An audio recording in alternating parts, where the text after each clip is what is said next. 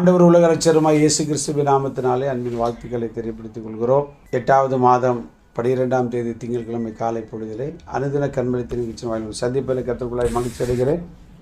கர்த்தர் தாமே உங்களை ஆசீர்வதிப்பாராக. இதனுடைய தியானத்திற்காக ஒரு வசனத்தை வாசி கேட்போம். என்னாமத்தின் புஸ்தகம் 18ஆம் அதிகாரம் 12ஆம் வசனத்தை வாசிக்க கேட்போம்.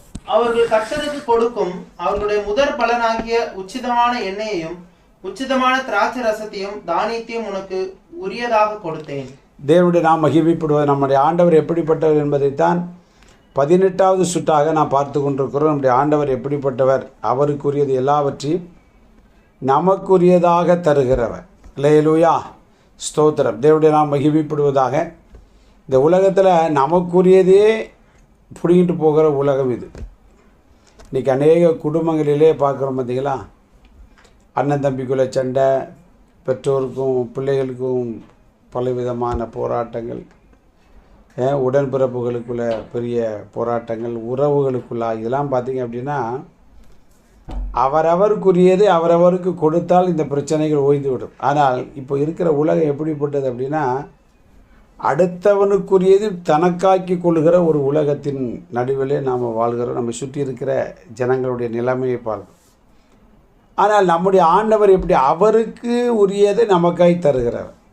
நம்முடைய ஆண்டவராக இயேசுவை போல இந்த உலகத்தில் அன்பு மிகுந்தவர் யாருமே கிடையாது.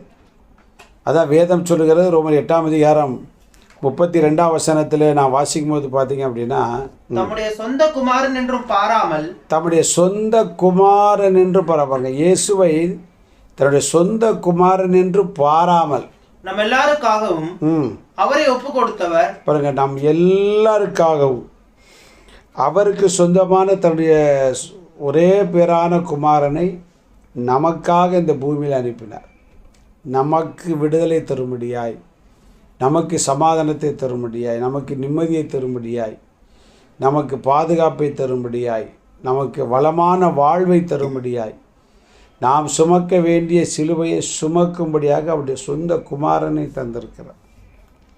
அதனால் இந்த வாழ்க்கையில் நம்மகிட்ட எதையோ இழந்து போகணும் என்பதற்காக மனவேதனையோடு கஷ்டத்தோடு இருக்க வேண்டாம். விட்டுருங்க. நான் 1 மைல் தூரம் கூப்பிட்டா 2 மைல் தூரம் சோத்துறான். அதனால் உன்டைய சால்வையை கேட்டால் நீ வஸ்திரத்தை கூட கொடுத்துட்டு போட்டோம். அதனால் நம்முடைய வாழ்க்கையில் ஒன்றை புரிந்து கொள்ள வேண்டும். நமக்கு எல்லாவற்றையும் தருகிற ஒரு தேவன், நாம் ஆராதிக்கிற தேவன், அவருக்குரியது நமக்கு.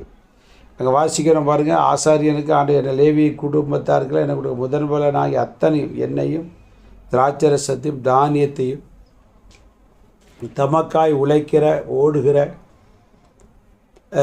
ஊழியக்காரர்களுக்கு அது கொடுக்கிறதே பார்க்க. இதை கேட்கிற அருமையான கண்மலைத்தின் விசுவாச குடும்பங்கள் யாவரையும் வாழ்த்துகிறேன்.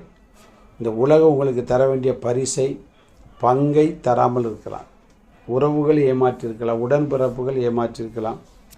ஆனால் ஆண்டவர் அவர்கிட்ட வச்சிருக்க எல்லாத்தையும் நமக்காக தர ஜீவனை, வேறு இதை விட என்ன விசேஷம், ஜீவனே கொடுத்துட்டார.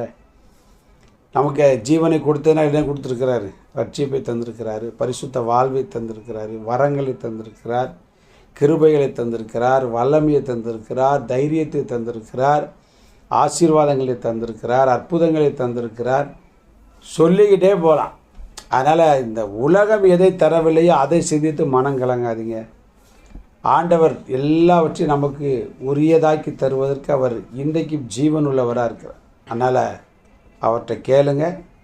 நமக்கு வேண்டிய அத்தனையும் சிங்கக்குட்டிகள் தாழ்ச்சி அடைந்து பட்டிய கர்த்தரை தேடுகிறவர்களுக்கோ ஒரு நன்மையும் அப்படின்னு நினைத்தோம். நாம் கேட்கிற எல்லாவற்றையும் எல்லா ஆசீர்வாதங்களும் தேவன் நமக்கு உரியதாக தந்து நிச்சயம் நடத்துவார். God bless you. நாம் நல்ல பிதாவே, இந்த வார்த்தைக்கு ஒருவருடைய வாழ்க்கையிலும் கர்த்தர் அற்புதங்களை செய்து ஆண்டவரே, உலகம் கொடுக்க முடியாத உறவுகள் ஏமாற்றுகிற அத்தனை நன்மைகள் அதைவிட பெரிதான ஆசீர்வாதம் நம்முடைய பிள்ளை கூட நடத்த போகிறபடி நாளை சோதர இயேசு நிமித்த ஜெபம் நல்ல பிதாவே. ஆமென். God bless you. நாளை காலை அனுதின கண்மலை தினக்கு சந்திக்கும் வரைக்கும் தேவ கிருபை நம்மை தாய் நடத்துவதாக. ஆமென்.